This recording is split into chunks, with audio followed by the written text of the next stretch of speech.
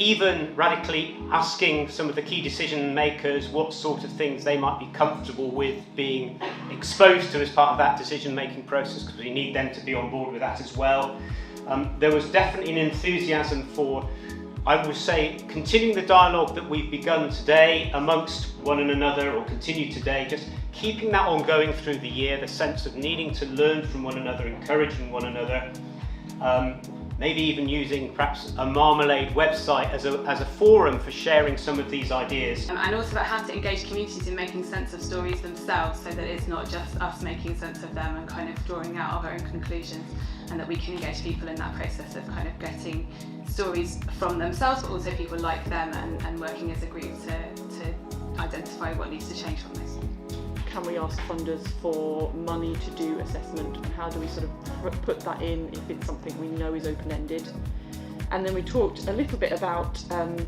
need to be creative in feeding back to people. How can we actually get some of the creative energy and some of the creativity in these organisations that are here today into the evaluation, so it's not just sort of filling boxes. We talked about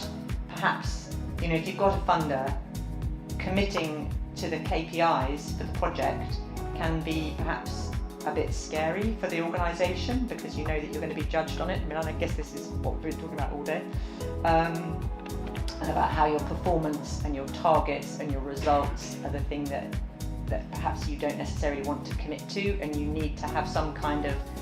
wriggle room, if you like, or contingency or whatever within that. We're talking a lot about who we would want to see here and be part of the conversation another time. So that we have a really holistic view of everything that's happening, even if it's locally focused. So making sure that people from different organisations and different sectors are here. We've talked about CCGs and mental health trusts, for example,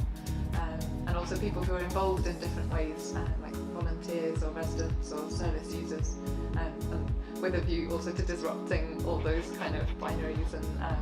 and lines between those people. Also, just some kind of living storybook,